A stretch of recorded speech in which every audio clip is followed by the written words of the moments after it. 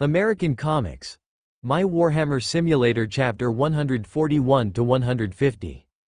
However, just as you and Diego exchanged a glance, and were about to launch a preemptive strike to seize the initiative, a massive figure clad in meticulously crafted blood-red armor, with crimson fleshy wings sprouting from its back, descended heavily behind you and Diego, completely blocking your only escape route.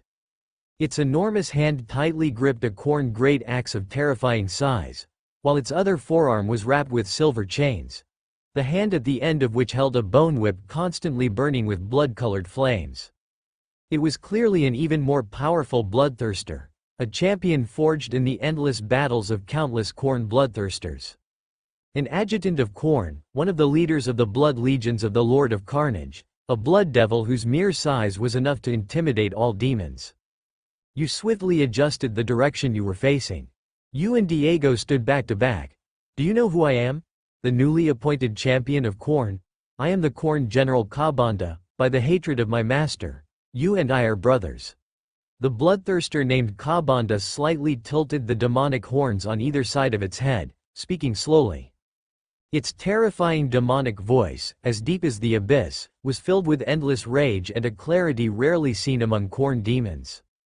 You subconsciously tightened your grip on the Khorne axe. A dense killing intent flashed in your blue wolf eyes. You slightly bared your snow-white fangs, spitting a mouthful of saliva at the bloodthirster Kabanda. Grip that demon sword tightly, truly accept the demon prince blessing of our master, and you can enjoy endless battle and slaughter. The bloodthirster Kabanda seemed to ignore your provocative behavior. As it spoke, it raised the Khorne great axe in its massive hand, pointing it towards the distant blood-colored sky. Upon the brass throne, my master still awaits your submission and kneeling. Or, if you choose to stay and are willing to serve my master briefly, I will immediately retreat. The bloodthirster Kabanda flapped its massive blood-red wings, its scarlet eyes seemingly surging with wisps of unquenchable blood-colored fury. You took a deep breath, repeatedly tightening your grip on the Khorne axe. You chose to answer with the deafening roar of your bolter. As the sound of the bolter echoed across the mountain peak, 8 Khorne greater demons suddenly erupted in deafening roars of rage. They brandished their demon weapons, launching a violent charge towards you, shaking the earth. Diego, with his profound gaze, took a deep breath. His white beard trembling, he braced his heavy storm shield, wielding the sword of vengeance and unleashing waves of fiercely burning psychic flames. Unfortunately, the terrifying psychic flames could harm the Khorne greater demons, but were not enough to create an overwhelming combat advantage. The fixed passage is below the cliff at the Bloodfall Peak. Young one, I will buy you time to escape. A familiar voice, hidden within the psychic energy, suddenly swept past your ears. Diego, with a solemn expression, unleashed another powerful wave of psychic flames. Without hesitation, he drove his saint-pattern Terminator towards the 8 Khorne greater demons. You didn't have time to turn around and provide support. You launched an astonishingly courageous charge towards the bloodthirster Kabanda. From the servo-mechanical arms above your power pack, a continuous stream of bolter rounds rapidly ejected. However, the explosive impact that ordinary Khorne demons could not withstand was like a mosquito bite to a Khorne greater demon. The bloodthirster Kabanda, staring with its scarlet eyes, didn't even bother to defend. It stood its ground, completely resisting the continuous barrage of the bolter with its blood-red armor and extremely powerful physique. Then let me weigh the strength of this Khorne champion. The bloodthirster Kabanda shook its demonic horns, then suddenly raised the bone whip burning with blood-colored flames. In an instant, the brass tip of the bone whip slammed heavily onto your power armor, iron shell. With the ear-piercing sound of twisting metal, the sturdy outer shell of the iron shell showed a clear and terrifying mark for the first time. Your charging momentum was completely interrupted by this attack. Your steps faltered suddenly, and your whole body fell heavily towards the nearby ground. One servo-mechanical arm quickly extended, firmly supporting your tall frame. You twitched your nose. The other 2 servo-mechanical arms suddenly lifted, forcefully throwing the heavy ammunition box towards the bloodthirster Kabanda. At the same time, the Stormbolter once again roared violently. The completely detonated ammunition box erupted in a huge burst of cook-off fire, almost engulfing Kabanda's massive figure. Taking advantage of the brief opening, you readjusted your posture and charged towards your opponent again. "You truly disappoint me. Is this kind of weakling the new Khorne champion?" The bloodthirster Kabanda's angry, low demonic voice quickly dispelled the burning flames. Its two massive feet slammed heavily on the rocky ground, and its massive body, wielding the Khorne great axe, crashed head-on towards you. Your hands gripped the Khorne axe tightly. You drove your power armor, Iron Shell, to unleash unprecedented levels of power. Your boots heavily shattered the rocks. Your whole body leapt up from the ground. You subconsciously let out an angry roar that echoed across the Bloodfall Peak. You swung the Khorne axe, fiercely chopping down at the Khorne Greater Demon. In the next second, the Khorne Great Axe of the bloodthirster Kabanda and your Khorne axe collided rapidly. The clash between the two of you erupted in an extremely terrifying sound of metal colliding. At the same time, streams of exploding air currents as sharp as blades slashed across your face, leaving bloody wounds. The bloodthirster Kabanda widened its scarlet eyes, letting out a roar filled with endless rage, and suddenly swung the Khorne great axe outwards. In an instant, unparalleled force sent your tall frame flying backwards into the air. While you were still in midair, the remaining servo-mechanical arms behind your power pack quickly extended, forcibly supporting the Iron Shell that was about to fall to the ground. Just then, a scorching wall of fire composed of countless psychic flames suddenly rose up, blocking the path between you and the bloodthirster Kabanda. A hoarse roar from Diego quickly reached your ears. "Don't get bogged down, break through as quickly as possible." You subconsciously turned your head to look back. You saw the tall figure of the Saint-patterned Terminator, its thick metal shell riddled with wounds. At this moment, the storm shield that Diego was holding up was also covered with many cracks and fractures. Even the speed at which he wielded the Sword of Vengeance and released psychic flames had decreased significantly. You even saw that the battle flag on the back of his power pack had been broken and forcibly inserted deep into the eye socket of a Khorne Greater Demon, constantly erupting with wisps of psychic flames, burning the demon's terrifying head. 8 against 1 had actually become 6 against 1. Kaldor Drago, the supreme Grand Master of the Grey Knights, relied on his unparalleled combat skills, as well as his fearless courage and will, to put 8 Khorne Greater Demons in an embarrassing situation of 1 dead and 1 seriously injured in an extremely short period of time. But this seemed to be the limit of what Diego could do. He probably wouldn't last much longer. You subconsciously activated Iron Shell. The 3 servo arms re-extended, carrying you towards Diego like a leaping spider. The bloodthirster Kabanda suddenly flapped his blood-red wings, his massive form leaping up with a roar, easily clearing the terrifying wall of psychic flames. Without even turning your head, you used the last servo arm to pull the trigger of the Stormbolter, unleashing the remaining ammunition at the bloodthirster in midair. You knew it was a futile gesture. You were only hoping the bolter would buy you some time. You narrowed your cyan wolf eyes, slowly baring the fangs in your mouth. You suddenly burst into silent laughter. You were already prepared to sacrifice yourself, intending to offer your loyalty to the Emperor. Just then, accompanied by a deafening roar and countless fragments of ceramite shattering, a terrifying Khornate great axe slammed heavily onto Diego's storm shield. The powerful brute force sent his towering figure flying backwards. You seized the opportunity. You quickly commanded the servo arms to close the distance between you and Diego. You raised a thick arm encased in black armor. You grabbed onto the Saint-patterned Terminator's power pack, forcefully halting Diego's momentum. You suddenly grinned at the grizzled Diego. You reached out and snatched the Sword of Vengeance from his grasp. You abruptly widened your cyan wolf eyes, a long suppressed roar erupting from the depths of your throat. You used almost every ounce of strength in your body, desperately pushing the Iron Shell power armor to its limits. You forcefully hurled Diego's towering figure into the sky, throwing him towards the Bloodfall's peak cliff. "Kid, you," Diego, rapidly passing through the encirclement, seemed to understand your intention. Suspended in midair, he gritted his teeth, his deep eyes revealing an intense hatred for the great demon of Khorne. You watched Diego's towering figure disappear from sight. You straightened your back with a smile. You gently tossed aside the axe of Khorne, in your grasp, the terrifying blade sinking deep into the rocky ground. You turned and gazed at the bloodthirster Kabanda, whose massive form landed heavily, his bloodshot eyes filled with endless rage. You didn't even notice the 7 great demons of Khorne who were closing in on you from behind. Kneel before the throne of my master, accept the blessings of my master, and you will be a true demon prince, a true champion of Khorne, and the first chosen of my master. The only war master of Khorne. The bloodthirster Kabanda slightly shook his demonic horns, once again emitting a terrifying demonic sound like a roar. You subconsciously narrowed your cyan wolf eyes.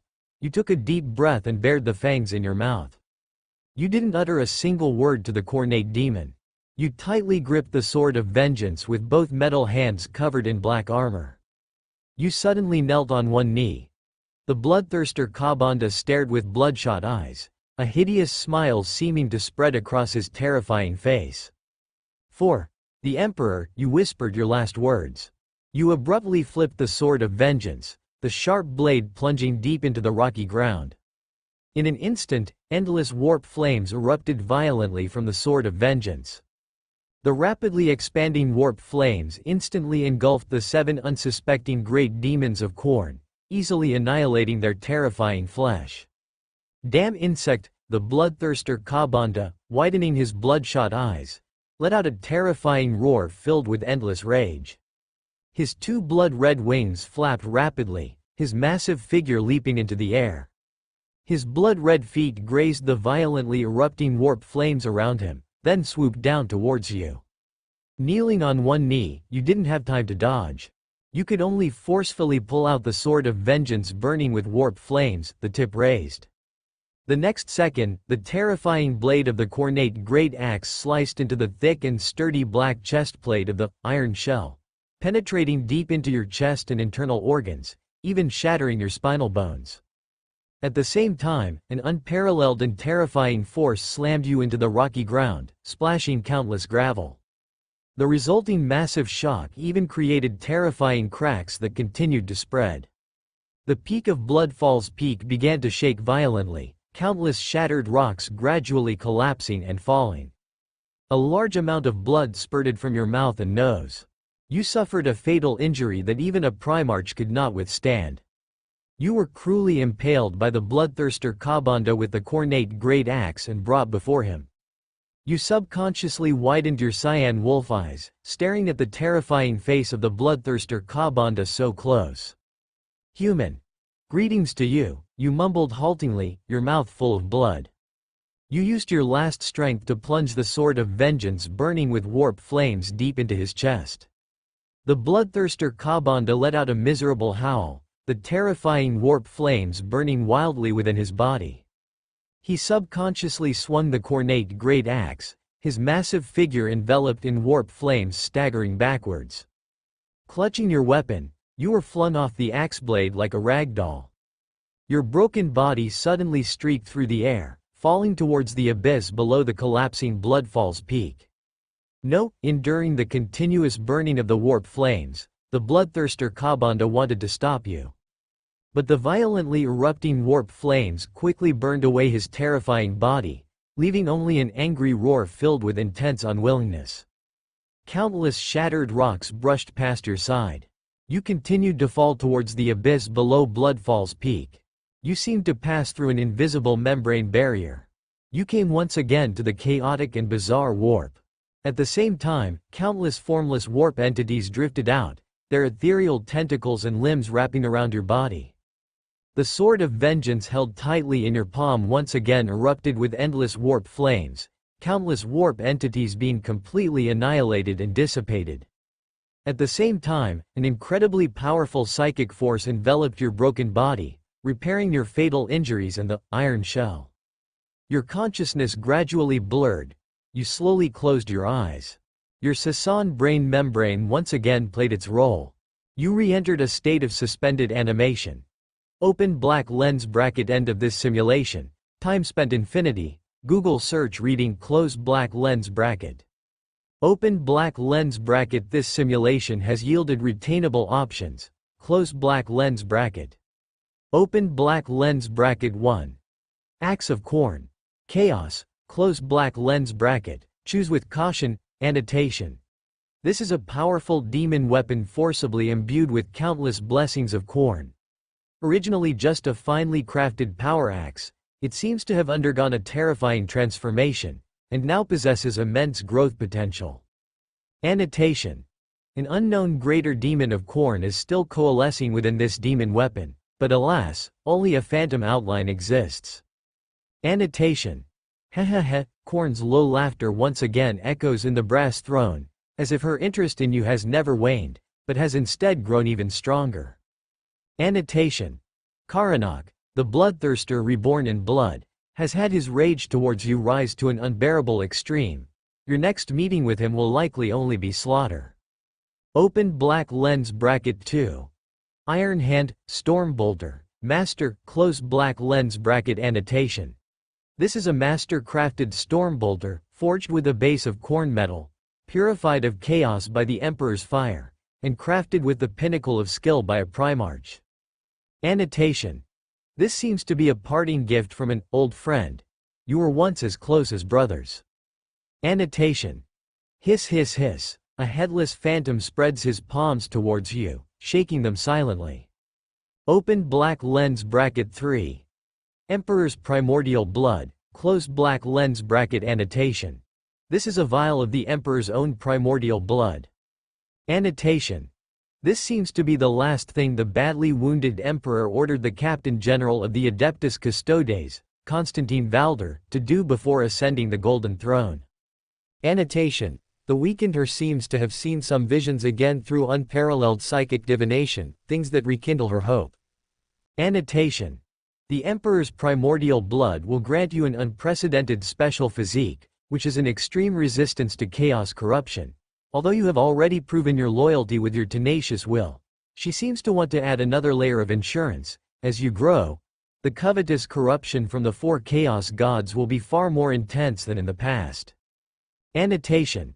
Perhaps the Emperor's primordial blood has other unknown effects. This requires your adaptation and constant exploration. Open black lens bracket. This simulation has exceeded 24 hours. Simulator wear and tear has been waived. Close black lens bracket. Open black lens bracket. Cooldown 0. Close black lens bracket. Open black lens bracket. Current available cooldown time 765 hours. Close black lens bracket. Open black lens bracket. Consume cooldown time. Close black lens bracket. The simulation has just ended. Hiss. Luo Shah abruptly widened his blue wolf pupils, unable to resist inhaling a breath of cold air. His gaze quickly swept across the annotations of all the reward options. Sharp fangs instinctively protruded from his lips. Subsequently, Luo Shah did not choose any reward. Instead, he once again chose to descend as a space wolf in the simulation. Open black lens bracket. Warp storm erupting, descent forbidden. Close black lens bracket. Open black lens bracket. Warp storm erupting, descent forbidden. Close black lens bracket. Luo Shah narrowed his blue wolf pupils slightly. He shook his head helplessly. He muttered in a low voice, "I thought I had found a bug in the simulator. If entering the warp has no cooldown time, then wouldn't I be able to descend repeatedly and freeload anything?" Unfortunately, the simulator would not grant Luo Shah such a generous opportunity. His gaze returned to the reward options. The Axe of Corn was completely excluded. Unless he really wanted to become a demon prince, a perpetual lackey under chaos. Otherwise, he would absolutely not choose this option. However, the master-crafted Stormbolter in the second option also made Luo Shah's heart pound wildly. If the Emperor's primordial blood didn't exist, he would definitely choose the second option. Resistance to corruption, muttering to himself, Luo Shah turned his gaze to Bucky Barnes, the Winter Soldier, lying on the hospital bed. He remained unconscious. He got up from the metal chair and walked towards the bathroom in the medical room. Luo Shah still vividly remembered his last experience of obtaining physical enhancements. So, it was better to avoid people. With a solemn expression, Luo Sha entered and locked the metal door of the bathroom. He chose the third reward without hesitation, the Emperor's primordial blood. In the next second, Luo Sha's facial orifices began to spurt out large amounts of blood. Constantly vomiting blood, he hurriedly took a few steps forward, turned on the showerhead, and took off his clothes. At this moment, all the pores on Luo Sha's body were also flowing out scarlet blood. As if he were a dying person suffering from an incurable injury. However, he couldn't feel any pain. Only a tingling itch gradually arose from within his upright spine. As time passed, Luo Sha's breathing became heavy, and even his head became more and more dizzy. These seemed to be the signs of weakness that would only occur from excessive blood loss. He slowly sat down on the metal floor, letting the scorching water flow impact the top of his gray hair, washing away the blood stains on his body. Soon after, the scene before Luo Sha's eyes completely fell into a blurred and blackened state. The two hearts in his body also seemed to have lost their last bit of power. Just as his whole person was about to enter a state of unconsciousness. The tingling itch inside the spine instantly turned into a scorching hot, unfamiliar aura, quickly flowing out towards all parts of the body. Dong! When that scorching hot, unfamiliar aura once again poured into the heart of Lehman Russ and the other heart. Luo Sha abruptly widened his blue wolf pupils and leapt up from the ground. Ah! Every inch of flesh and blood tissue throughout his body was re-soaked and filled with the Emperor's primordial blood. An extremely powerful life vitality caused some changes to his already tall body. In the blink of an eye, Luo Sha's height actually entered the range of 2 meters from 1 meter and 90 centimeters. Even the gray hair on his head seemed to be stimulated by more activity, quickly growing and extending to below the waist. Soon after, Luo Sha blinked his blue wolf pupils, which were much brighter than before, gradually adapting to the increased height and physique. Truth be told, the current changes were actually much weaker than Luo Sha had imagined. He thought the Emperor's primordial blood would bring more violent changes. Luo Sha suddenly narrowed his eyes. He hesitated for a moment. He raised a finger with a sharp fingertip and forcefully cut open the tough skin on one of his arms. Immediately afterwards, a strand of viscous blood, 3 parts scarlet and 7 parts golden, slowly flowed out. Luo Sha couldn't help but widen his eyes. He stared intently at that strand of pale golden blood, which seemed to have a life of its own, constantly wriggling, actually shrinking back into the wound. Even if it was constantly washed by the scorching water flow, there was no dissipation or disappearance. Is this even human blood anymore? Luo Sha subconsciously bared the fangs in his mouth. Or rather, the essence of the Emperor, what exactly is it? Welcome to Fanfic Audiobook, your go-to place for immersive audiobooks.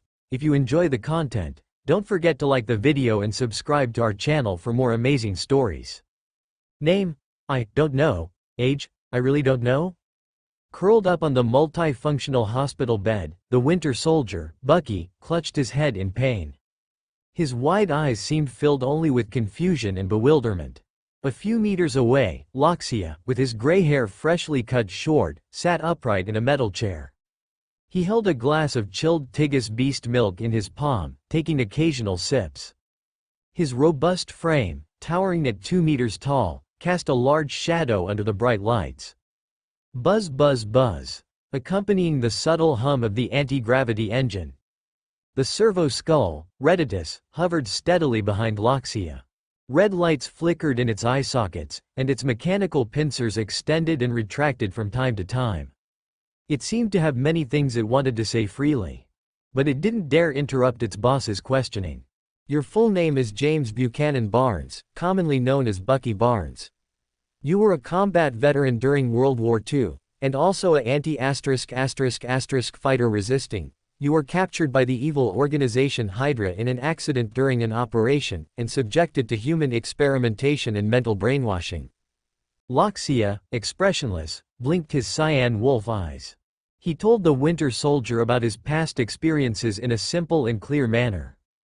For the past few decades, you have been called the Winter Soldier by them. completely becoming Hydra's assassin, disrupting world order.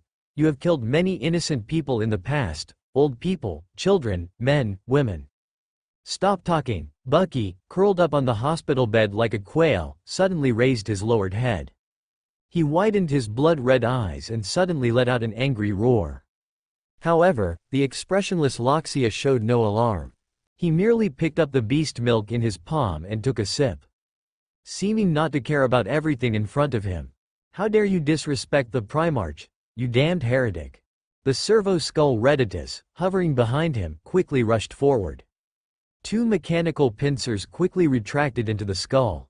A sub-miniature laser cannon, with a caliber significantly thicker than an ordinary laser gun, suddenly flipped out, aiming at Bucky's head. Primarch, stop wasting words on him. Leave him to me. Let me blast him to bits. If you want him alive, within 3 days, I guarantee to return you an obedient and powerful combat servitor. Reditus's mechanical voice, filled with anger, echoed in Loxia's ears. Loxia slightly narrowed his cyan wolf eyes.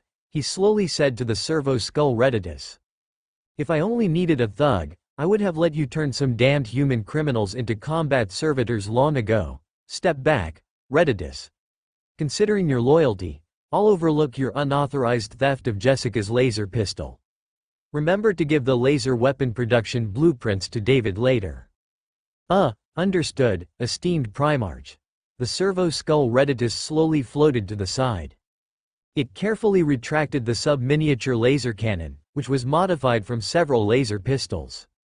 Bucky, you owe the innocent victims a life, and you owe all of humanity countless blood debts. The reason I spared your life is firstly to understand the overall structure of the Hydra organization, and secondly, I believe you can still be saved. At least you still have the right to die valiantly in battle. Loxia drank the remaining beast milk in one gulp. He lowered his sturdy arm and put down the empty glass. My memory is too chaotic. I remember those killing scenes, I actually remember them all.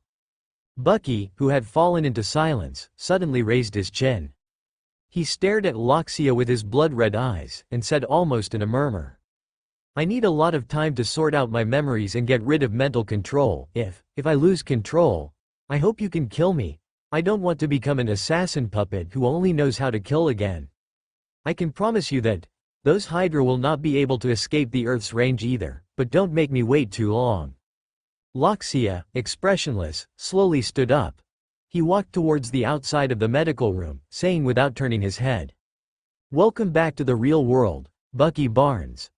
The servo-skull Reditus, floating aside, quickly activated the anti-gravity engine to follow behind Loxia.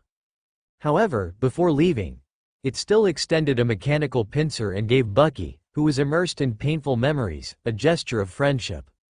"Old man, don't fall into my hands, he. Sorry, Primarch, I was wrong." Outside the medical room door, Loxia, subconsciously licking his fangs, folded his arms, waiting for the servo-skull Reditus to fly out of the metal door. Then, his gaze shifted to the floating figure, and he asked calmly, "Where are the blueprints for the knockoff Terminator?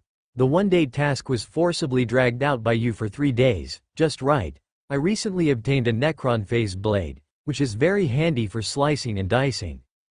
Primarch, do you want to hear the truth, or a lie?" However, the servo-skull Reditus seemed to have entered the calm state of a tech priest. It didn't care about Loxia's threats and jokes. Even the mechanical voice seemed to have lost any emotional fluctuations. Of course, the truth. Loxia slowly put away his joking attitude. He narrowed his cyan wolf eyes. The expression on his face became a bit more serious. "Primarch, your base can simply be described as having nothing, no forging furnace, no grinding production line, and no material inventory, not to mention adamantium. Even the most basic ceramite and plasteel cannot be manufactured in large quantities.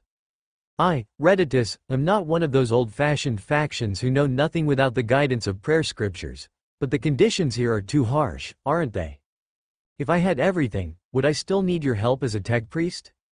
Loxia couldn't help but frown. He stared at Reditus, whose eye sockets were flashing red, and said. The servo-skull Reditus swayed its mechanical pincers back and forth. It activated the anti-gravity engine, slowly approached Loxia, and deliberately lowered its voice to say, "Primarch, I am not complaining to you, but I am explaining a basic principle to you. All of our grand plans require the support of countless foundries and basic materials. In fact, if it's just about copying a Terminator power armor, you can barely complete it with your existing materials, just need a high-temperature large furnace and a little help from that heretical Iron Man. Adamantium? No need. The remains of that metal Xenos can be melted and used as the internal skeleton of the Terminator. The thick metal shell can also be made of local gold titanium alloy, which is lighter and easier to replace. But, Primarch, are you satisfied with this?" After listening to Reditus's words, Loxia widened his cyan wolf eyes and asked softly, "Then, Reditus, what exactly do you want to tell me?" "Expansion, Primarch. We need to expand rapidly. As long as you give me a small permission, a powerful mind-controlled legion will appear in this world, easily conquer an entire planet for you. The moon and even other planets will be your casting worlds in the palm of your hand." Reditus At this moment, a plasma pistol was suddenly drawn by Loxia. Quickly pressed against the servo skull's white forehead. "I find that you have been too active recently. Do you need to have your brain washed with plasma to calm down?"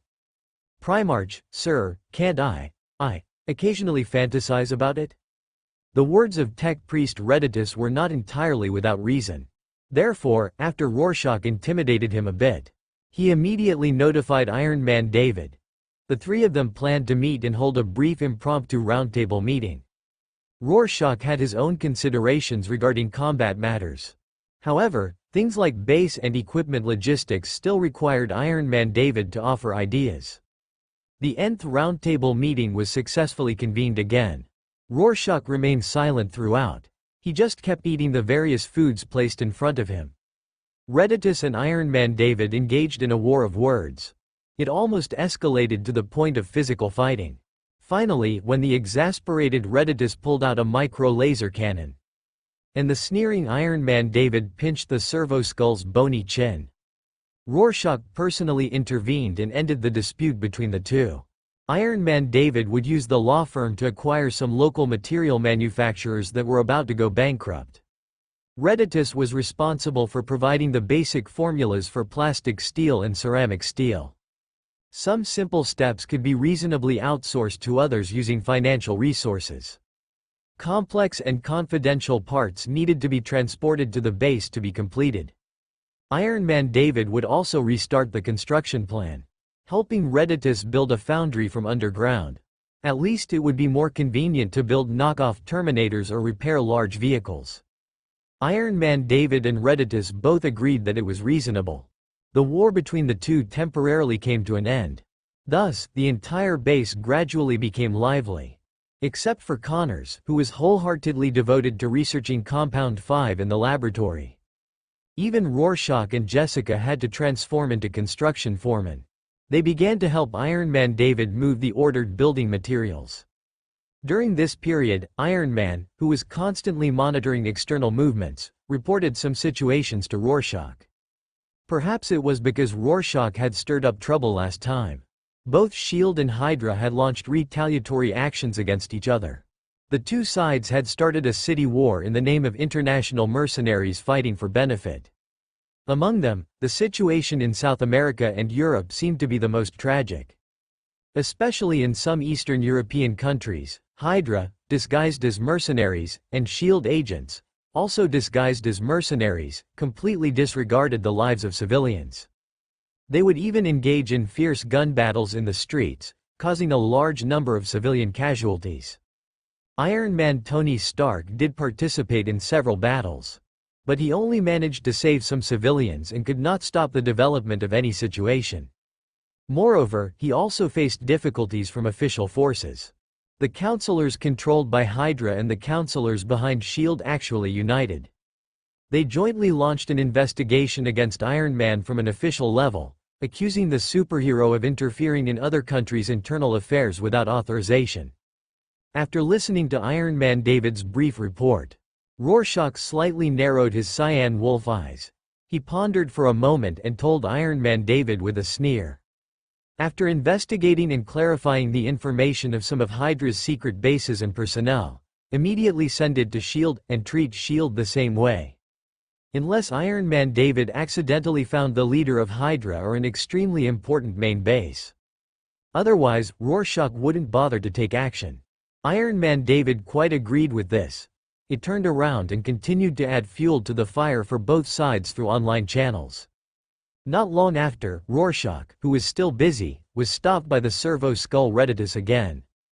The noisy skull kept instilling in Rorschach the need for more helpers. Finally, Rorschach, whose anger rose due to the trash talk harassment, convened a roundtable meeting once again. Redditus cautiously put forward a suggestion to everyone. It could temporarily manufacture a batch of automated servo robots specifically for logistical support using local materials. In this way, the appearance of servo robots could free everyone's labor force. At least Rorschach, as the esteemed Primarch, could read and watch dramas in peace.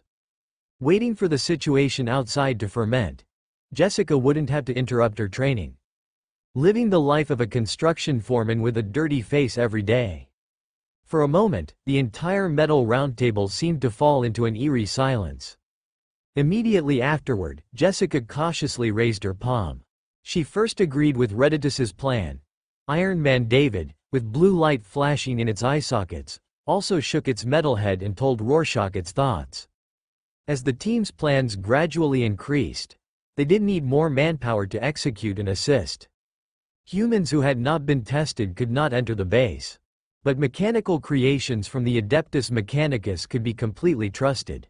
Finally, the expressionless Rorschach slightly bared the fangs in his mouth. He actually agreed with Redditus's robot plan, however, he also repeatedly emphasized. Automated servo robots do not need AI, nor do they need any weapon devices for the time being. If Redditus violated any conditions, then all of its future proposals would be completely rejected. Several days later, an automated servo robot, nearly 5 feet tall, with several mechanical limbs and mechanical tentacles hanging down from its torso. The metal shell on its back resembled a tortoise shell, was presented before Rorschach. He narrowed his cyan wolf eyes, carefully examining this mechanical creation made entirely of ordinary materials.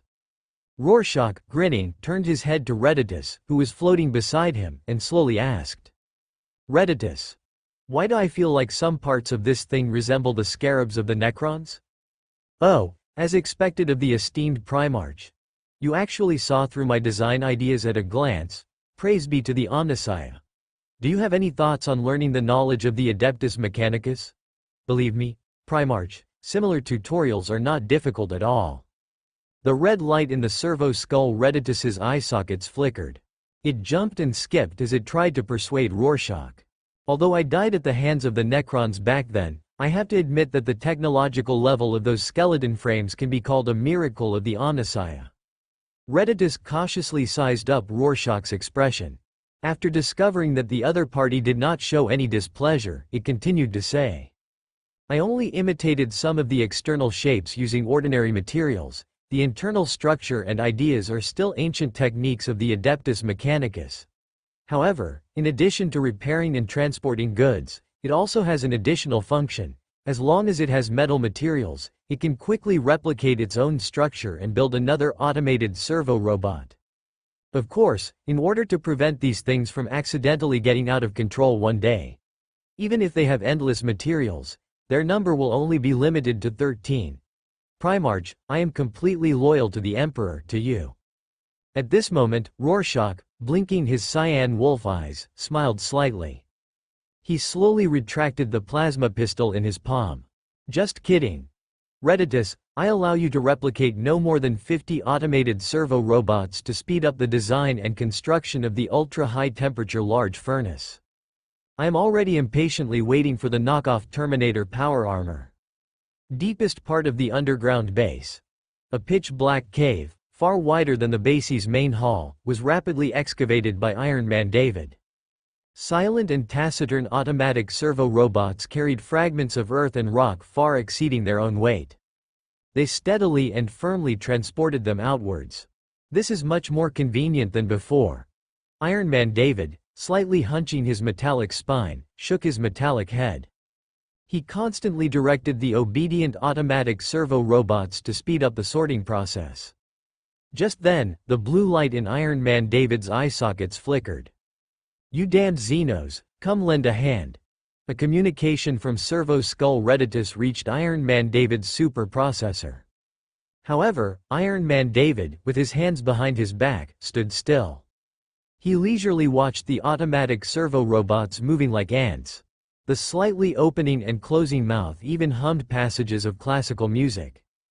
"Dear Iron Man David, could you please be so kind as to come and help the poor tech priest Redditus?" A few minutes later, Redditus, seemingly changing his strategy, sent another communication. "Ha!" The next moment, Iron Man David slightly shook his metallic head. He swung his arms and turned to walk out of the pitch-black cave, leaving behind those hard-working and brave automatic servo robots. Soon after, with Iron Man David's slow stroll, the surrounding environment gradually transitioned from exposed rock to a completed area covered in metal. After passing through a metal passage large enough to accommodate the repeated entry and exit of large vehicles, Iron Man David entered a bustling, temporary foundry workshop. This place was truly bustling with activity. Even the ambient temperature in the air had reached a staggering 100 degrees Celsius. Rumble, rumble, rumble, accompanied by the deafening roar of numerous machines. A large forge, 50 meters high, stood in the center of the foundry workshop, constantly emitting incredibly terrifying high temperatures to the surroundings. Metal pipes, 2 meters in diameter, connected to the top of the large forge. The other end led to the inside of the metal walls, and it seemed that even more pipes were completely hidden. "Redditus, you're acting on your own again. The foundry workshop isn't finished yet, aren't you afraid of causing a safety accident?" Stepping into the high-temperature zone, Iron Man David's eye sockets flickered with blue light. He stared at the automatic servo robots constantly feeding heating fuel into the large forge. Turning his head, he questioned the servo skull shuttling back and forth. "Ah, what safety accident? Now that the large forge has been built, why not use it? When will the Primarch's long-awaited knockoff Terminator be manufactured? What does a hillbilly Xenos like you know?" The grumbling servo skull Redditus quickly extended 2 mechanical pincers. He impatiently struck an automatic servo robot whose movements had become sluggish.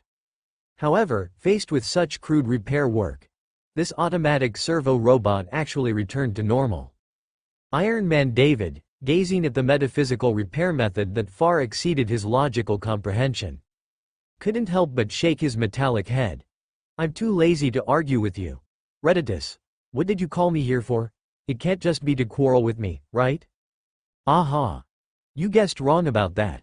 Facing the teasing meaning in Iron Man David's words, the oblivious servo skull Redditus drove its anti-gravity engine and flew in front of the other party, saying, "I need you to assist me in creating the internal skeleton of a power armor. The wreckage of that metal Xenos has already been thrown into the forge, and it's still melting." Involved with the matter of power armor, Iron Man David naturally didn't refuse. He followed below Redditus, gradually arriving directly in front of the large forge.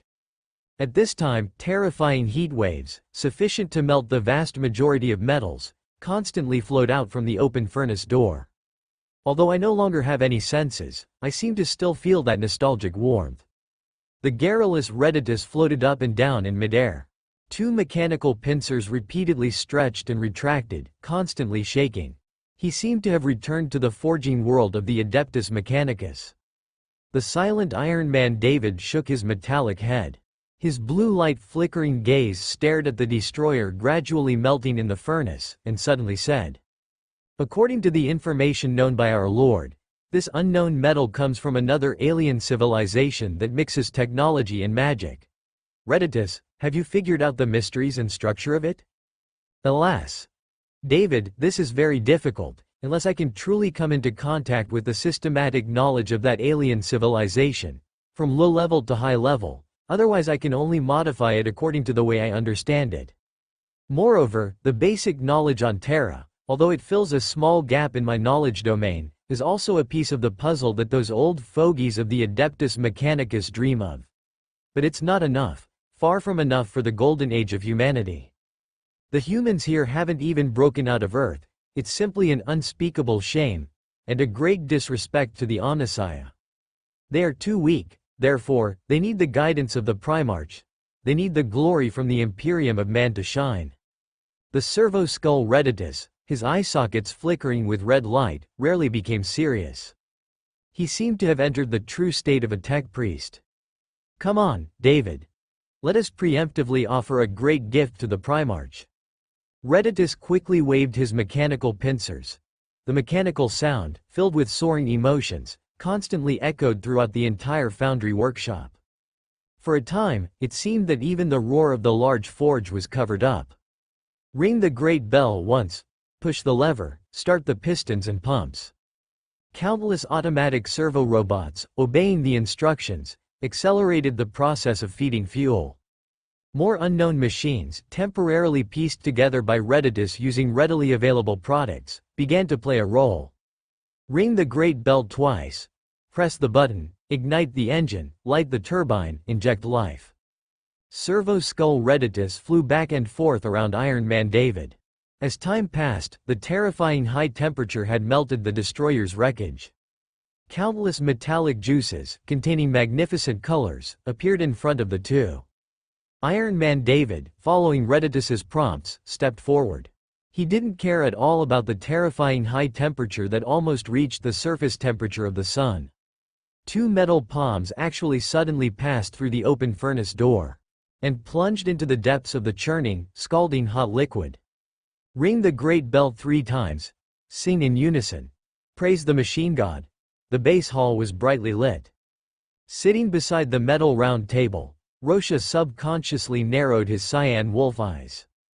He first listened intently for a while. Then, he reached out to sense the occasional subtle vibrations. Afterward, Rorschach couldn't help but sigh. I knew Reditus wouldn't be able to restrain himself. Oh well, let him complete the task as soon as possible, that way it will be quiet for a while. Muttering to himself, Rorschach lowered his head to read the imperial text in front of him. It was a fragmented document about Battle Sisters.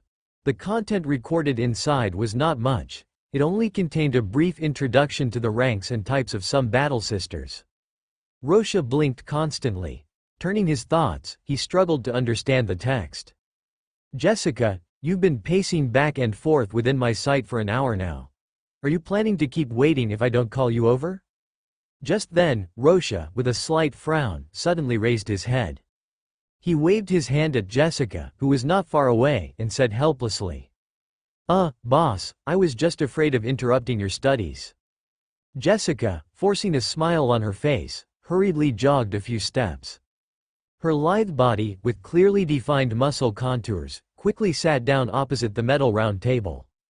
Clap! Rorschach abruptly closed the ancient document in his hand. A pair of cyan wolf eyes stared at Jessica, and he slowly asked, Speak, what do you want? Facing Rorschach's inquiry. Jessica's expression changed back and forth several times, as if she had finally mustered her courage. She took a deep breath and said cautiously, I want to go out for a while. When have I restricted your freedom? After completing your training, you can go wherever you want. Do you even need to report that to me? Rorschach stared at the restless Jessica with a puzzled look, and said, Don't tell me you're out of money. How do I remember Iron Man David just cleared your credit card bill? Oh, boss, I didn't spend money recklessly, forget it, I'll just tell you the truth. Jessica, blinking desperately, took another deep breath. She slightly twisted her neck and quickly said to Rorschach, A good friend I grew up with since childhood has encountered some trouble, she might need my help, so I want to see what happened, and if possible, I also want her to join our team. I can vouch for her character and integrity with my life. I thought it was something big. Jessica, forget it, I approve your vacation. As for your friend, I will arrange for Iron Man David to investigate her past experiences. If there are no problems, then welcome her to join. Rorschach blinked his cyan wolf eyes. He said to Jessica with a smile, Nowadays, there are more and more things to do in the team, and the team does need to be expanded a bit. After hearing Rorschach's permission, the originally nervous Jessica immediately jumped up from the metal seat. She quickly showed a bright smile and nodded heavily to Rorschach. "Boss, I will try to shorten the vacation time. I won't delay any of your plans." Before Jessica could finish speaking, Rorschach slightly shook his head and said with a chuckle, "You won't be needed in normal situations, so there's no need to deliberately shorten the time." "Wait, Jessica." However, just as Jessica was about to turn around and leave, Rorschach suddenly stopped her. He took out the plasma pistol he carried with him from behind his waist and threw it towards the bewildered Jessica. "Given that Redditus stole your laser pistol, I've already asked him to create a weapon production line as soon as possible to make up for this. This plasma pistol is temporarily lent to you for self-defense. Remember, no matter what kind of situation you encounter, the training you've undergone will help you deal with everything. Also, if you encounter an enemy you can't beat, prioritize preserving your life and send a distress signal, and I will personally rush over." "Hee, thank you, boss." Jessica, whose smile became even brighter, caught the plasma pistol. After playing with it lovingly, she explained to Rorschach with a smile, "My good friend is a former child star. At most she'll encounter some mafia bosses or wealthy businessmen who covet her beauty. I can now take on those guys 1 against 1,000. Don't worry, boss, I won't cause any big trouble." After speaking, Jessica, with bouncing steps, let out an excited cry and kept waving the plasma pistol in her palm. She quickly rushed towards the underground passage connecting the base to the outside world. At this time, Rorschach, squinting his cyan wolf eyes, stared at Jessica's gradually disappearing back and muttered to himself, "What are the levels of battle sisters again? Trainee, steadfast student, rotation student, novitiate sister. How do I feel like Jessica will never be able to break away from being a trainee in her entire life?" The subtle tremors from the depths of the base continued until the 3rd day. Because Jessica had asked for leave to leave, and Iron Man David was busy helping Redditus. So, the responsibility of delivering food and drinks to Winter Soldier Bucky and Teacher Connors fell on Rorschach's shoulders. However, Connor's research seemed to have entered a critical stage. Rorschach didn't even see the other party's face, and was scolded and roared out. So, he could only take the food to the infirmary. During this period of time, Winter Soldier Bucky's condition was up and down. He had to use iron chains made by Iron Man David to restrict his range of activities to the infirmary. Rorschach, who studied and read books every day, couldn't wait for the other party to go berserk a few times. Unfortunately, Winter Soldier Bucky, who was gradually regaining his sanity, didn't give him any chance to exercise his muscles. Whether in the past or now, Hydra has never been a complete evil organization. Although I was just a puppet, I have also seen some core high-level members. Winter Soldier Bucky, with a pale face, was devouring Grolux steak, while slowly saying to Rorschach, who was listening carefully, "If my memory is correct, after Red Skull's death, Hydra completely split into several factions. Madam Hydra Viper, Baron Strucker, and Alexander Pierce are all core leaders of their respective factions. Among them, Madam Hydra Viper is responsible for Asian business, Baron Strucker controls Europe. Alexander Pierce is responsible for the Americas. He is the most damned guy. He is even the former director of S.H.I.E.L.D. These people are the core members of Hydra that I can currently remember, but I think there are even higher-level masterminds behind the scenes." Winter Soldier Bucky swallowed the last piece of steak with relish. He casually wiped the grease from the corner of his mouth with his metal-cuffed hand. A pair of bloodshot eyes stared straight at the expressionless Rorschach and asked softly, What do you plan to do? It's very simple." Rorschach, blinking his cyan wolf eyes, gradually revealed a bright smile. Sharp, snow-white fangs slowly appeared from his lips. Kill them all. Kill them all clean. Kill a brilliant future that belongs only to humans, under the bright lights." 26 automatic servo robots shuttled back and forth in the base hall. They were constantly transporting the Terminator armor components that had been cast. Soon after, Iron Man David personally carried over a dark and heavy unknown metal skeleton. Red light flickered in the eye sockets of the servo skull Redditus, which was suspended in midair. It kept chanting prayers. It directed the automatic servo robots to carefully lower the heavy gold titanium alloy armor shell. Not far away, Rorschach, with his back straight, sat beside a metal round table. One of his palms repeatedly tapped his knee, as if he couldn't wait any longer. Crack. The servo skull Reditus, which had fallen silent, was equipped with the only servo-mechanical arm. It drove the anti-gravity engine and shook the mechanical clamp at Rorschach, who had been waiting for a long time. Primarch, please prepare to dress. Rorschach, who had regained his normal expression, nodded heavily and took a deep breath. He slowly stood up and took off his coat. A black rubber bodysuit with alloy interfaces all over the joints was completely exposed. Since Rorschach had not yet completed all of the Astartes transformation surgeries, Iron Man David and Reditus tossed and turned repeatedly. Finally, they modified some of the structure of the tactical dreadnought armor. The basic force feedback mode plus some incomplete nerve connections. This allowed Rorschach to have the ability to drive the Terminator armor. Rorschach, with a blank expression, strode forward. Countless automatic servo robots stepped aside, clearing the way for him. After he stood on a metal high platform engraved with the prayers of the Mechanicus. The fanatical mechanical voice of the servo skull Reditus resounded throughout the hall once again. Ring the great bell once, push the lever, start the pistons and pumps. Iron Man David, with blue light flickering in his eye sockets, acted as a crane. The dark and heavy unknown metal skeleton was lifted high, and then slowly landed on Rock's body. Reditus waved his servo-mechanical arm. Like a butterfly, it danced up and down around the other party. Along with the subtle sound of metal screws constantly tightening, the basic skeleton of the Terminator armor was gradually installed. Ring the great bell twice. Press the button. Start the engine. Ignite the turbine. Inject life.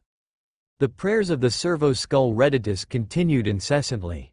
One automatic servo robot after another seemed to have received instructions.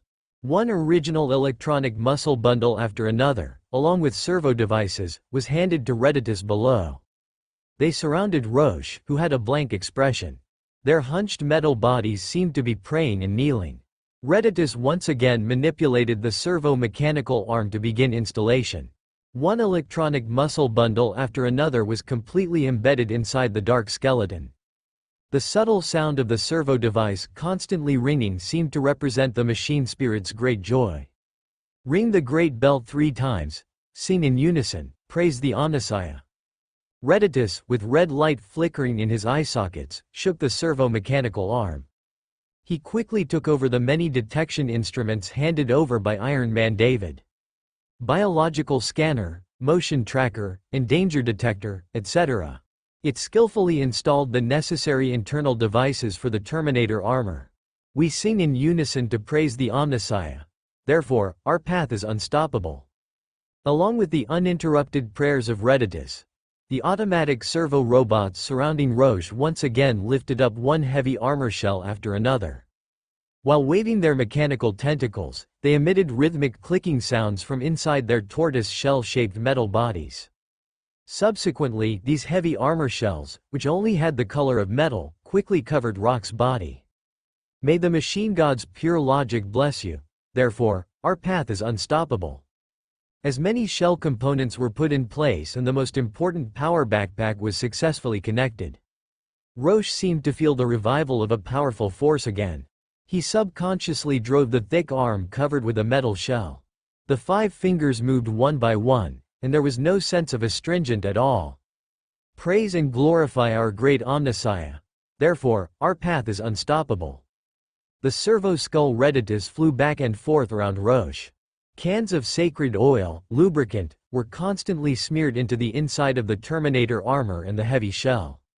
Immediately afterwards, Reditus held up a metal helmet with a completely different shape with his servo-mechanical arm. He slowly handed it to Rorschach.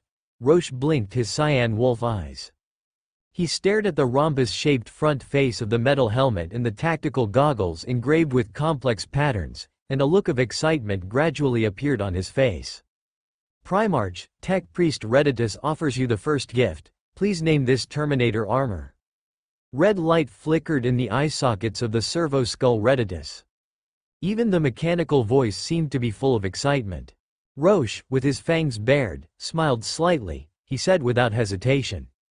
Let's call it the Reditus patterned tactical dreadnought armor. This is the reward you deserve. Praise the Omnissiah. Praise the Omnissiah. Praise the Emperor. Praise the Primarch. Tech Priest Reditus, who had completely fallen into a state of excitement, jumped up and down in midair. However, Iron Man David stepped forward. It raised its metal head, its blue eyes staring at Roche, who was much taller than it, and slowly said, "My lord, I need to inform you of the advantages and disadvantages of this Terminator armor. First of all, the skeleton obtained from the smelting of unknown metal is extremely strong, even stronger than the original adamantite skeleton. Due to the reduced weight of the gold titanium alloy shell armor, your movement speed may be basically the same as that of ordinary power armor. In addition, the most powerful shield generator of the Terminator armor has also been perfectly transferred, and the protection ability of long-range firepower has not decreased in any way. Next, here are the shortcomings of this armor. Even if the thickness of the gold titanium alloy armor shell is increased, it is far inferior to plasteel and ceramite.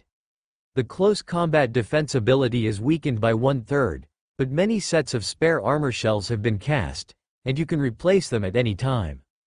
At this moment, the servo skull Reditus quickly drove the anti-gravity engine forward. It quickly snatched Iron Man David's words and said carefully, "Respected Primarch, let me talk about the rest, in order to modify the overall structure of the armor. The environmental support system has been temporarily removed, which means that even if the Terminator armor is completely sealed, you will not be able to enter outer space for combat. Also, part of the life support device has been removed. You cannot rely on the Terminator armor to maintain life after being seriously injured. However, monitoring vital signs and self-cleaning cycles can still be done. Reditus, you and David have done a great job." After listening to their words, Roche, with a grin, shook his head slightly and said softly, "Even far beyond my imagination. Thank you sincerely for your hard work." Boom boom boom. A massive figure, nearly 3 meters tall, launched a swift charge. A metallic palm covered in a light golden shell instantly clenched into a fist. It ferociously slammed into the metal dummy, bang, accompanied by a deafening roar of twisting metal. The heavy metal dummy was sent flying dozens of meters. It crashed heavily into the metal wall, buzzing. Wearing a rhomboid helmet, Roche was able to quickly capture the broken dummy embedded in the wall through the enhancements of the tactical visor.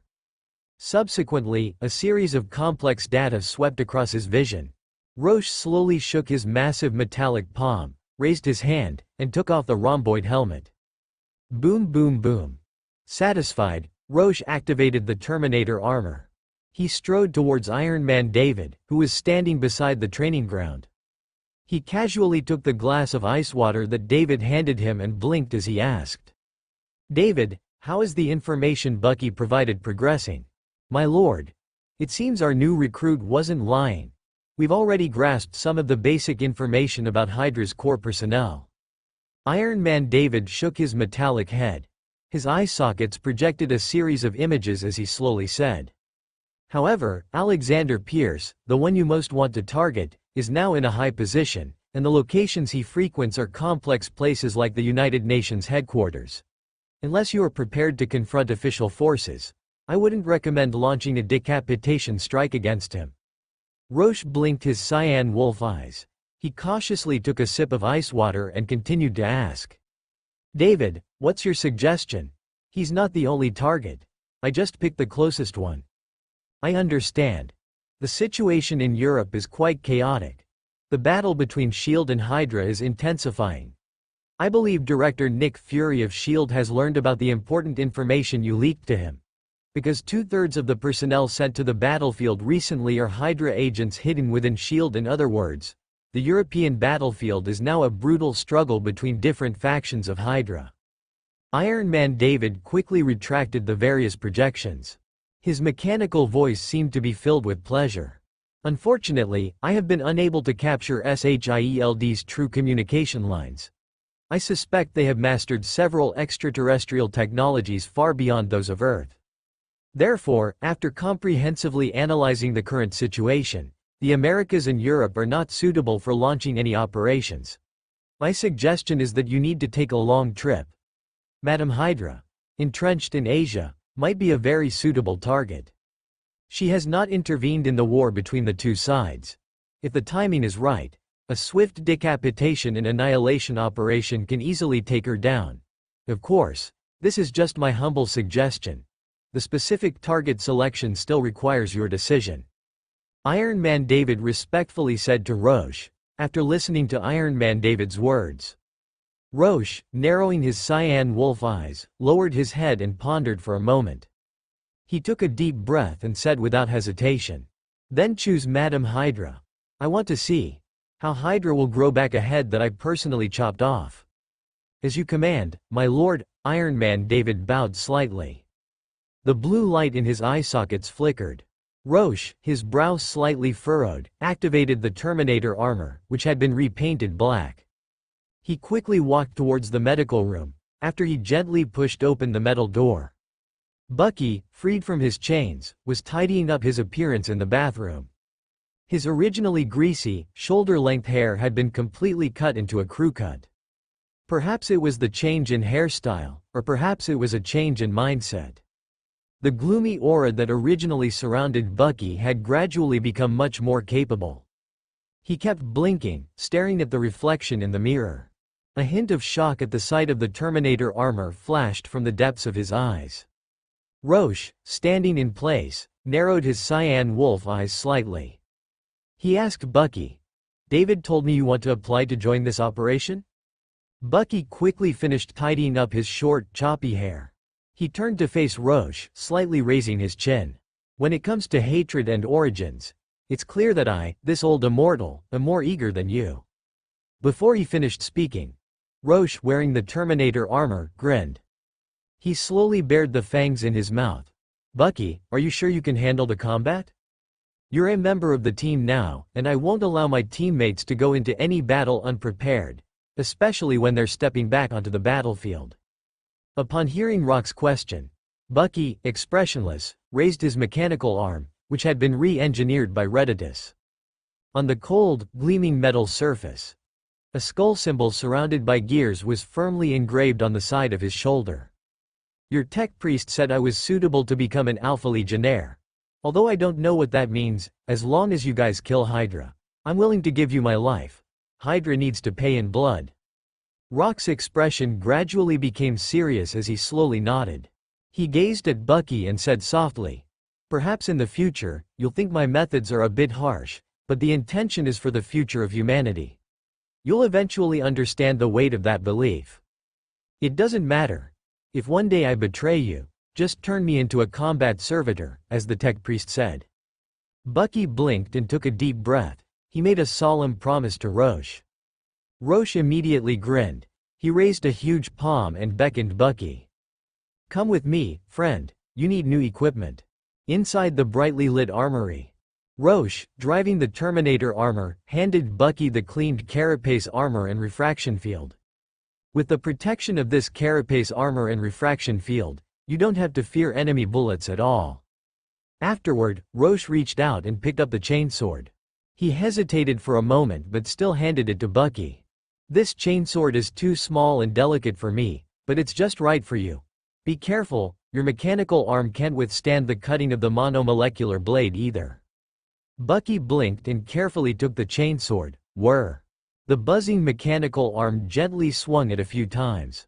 A smile appeared on the corner of his mouth. As for ranged firepower, Roche frowned slightly and scanned all the weapons in the armory.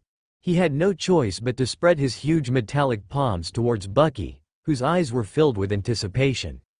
Roche said helplessly, "That damned Redditus ruined all the las guns. I'm sorry, Bucky, you can only use ordinary weapons for now. I'll try to get you a las gun as soon as possible. It doesn't matter, I have complete confidence in my mastery of ordinary weapons." Bucky smiled slightly as he picked up the carapace armor. His eyes seemed to reveal a deep sense of nostalgia. "Reporting, Captain. Combat personnel Barnes, ready for duty."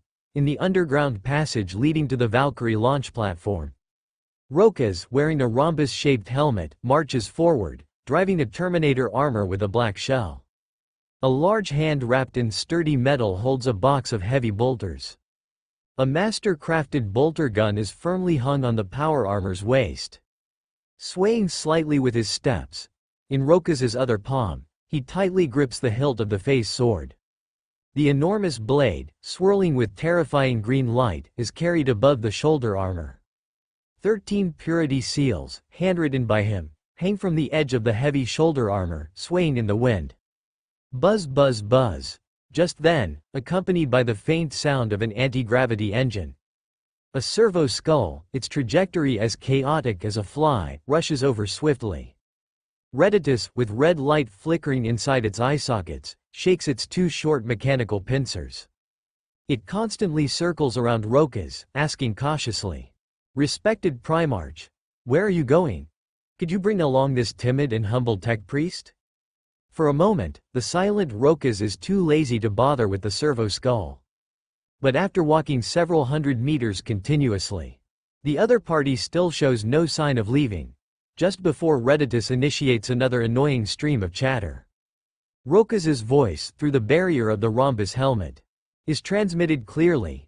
"Reditus, even with your terrible relationship with Iron Man David, you can't possibly not have seen the mission briefing, so, stop playing dumb. Your only duty is to guard the base. If you're really bored, go assemble the laser weapon production line." As soon as the words fell, the servo skull Reditus seemed to fall into embarrassment. It suddenly stopped flying, hovered in midair, and sighed.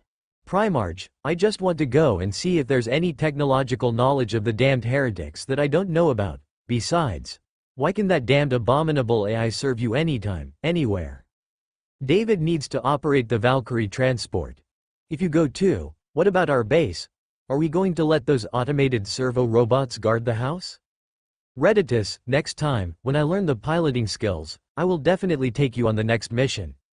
Rokas shook his rhombus helmet with great helplessness. He had to earnestly persuade Reditus. "Ah, all right, understood, Primarch." The servo skull Reditus seemed to immediately accept Rokas's suggestion. It drove the anti-gravity engine and slowly drifted towards the rear. However, just as Rokas was about to leave, he seemed to remember something. Rokas quickly drove the Terminator armor and turned around abruptly. "Reditus, don't mess with the remaining weapons in the armory. Those are all unreplicable alien technologies. Also, you're not allowed to touch that hover motorcycle covered with a dust cloth. I'm not kidding, do you understand?" Understood, Primarch. At most, I'll just mess with the automated servo robots." Reditus didn't even turn his head, but the power of the anti-gravity engine obviously increased. It actually flew away from the underground passage quickly. The speechless Rokas hesitated for a moment in place. In the end, he chose to turn around and leave. "May the Emperor protect us, I hope Reditus doesn't mess around." Several hours later, Manhattan Island, gradually entering the night, once again welcomed a huge shadow. Rumble rumble rumble. The Valkyrie transport, with its vector engine roaring. Hugging the rolling waves, it quickly entered the turbulent sea. Subsequently, the heavy airframe quickly climbed, entering a height that is difficult for ordinary people to reach. Inside the dimly lit cabin, large fuel tanks filled with promethium are piled up.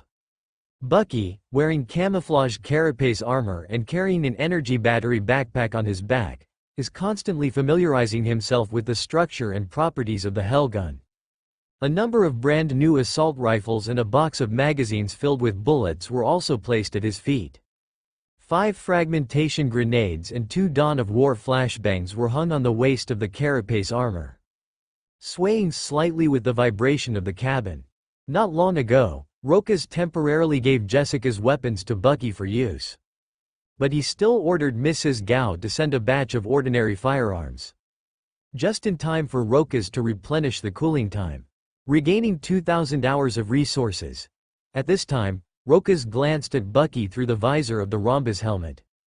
After confirming that the other party's attention was completely focused on exploring the Hellgun, he silently opened the simulator, casually flipped to the salvage page and selected a 10-roll salvage. Open black lens bracket salvage countdown. 9 hours, 59 minutes, 59 seconds close black lens bracket. Then, Rokas closed the simulator, closing his eyes to rest and recuperate. The reason why he replenished resource time before departure was to fill the material gap caused by the Valkyrie's consumption of promethium. Relying solely on the Valkyrie transport to travel directly from the Americas to Asia requires crossing the entire Pacific Ocean.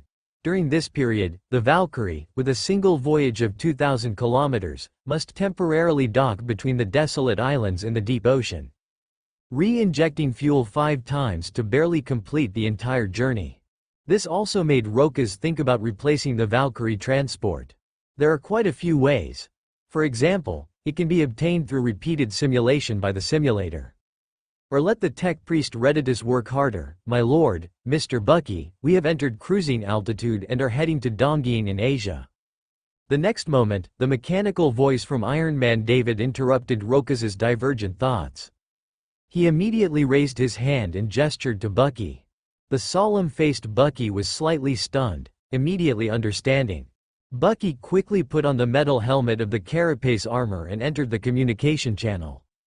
According to the information I collected from the internet, Viper, the Madam Hydra who controls Asia, has the superficial disguise identity of the leader's wife of the Yoshida family, a Dongying Chaebol. Moreover, since Yoshida Shingen, the leader of the family Chaebol, has been bedridden for many years due to illness, the current Yoshida family can be said to be a branch of this Madam Hydra faction. Iron Man David's mechanical voice passed through the communication device inside the helmet, quickly transmitted to the ears of the two. The large and small figures of Rokas and Bucky straightened their backs. They sat upright in the cabin seats, quietly listening to everything. Of course, whether there is deep cooperation between the two sides or whether Hydra's pervasive characteristics have replaced the beams and pillars, is not something we need to consider. Through analysis and judgment of the signal locations where Hydra personnel gather the most, I have screened out 2 bases worth invading and cleansing. One is located in Hiroshima, and the other is located inside Mount Fuji near Shizuoka Prefecture. Among them, the secret base located inside Mount Fuji may only be a medium-sized base, which is one of Hydra's transit points for carrying out various missions in Asia.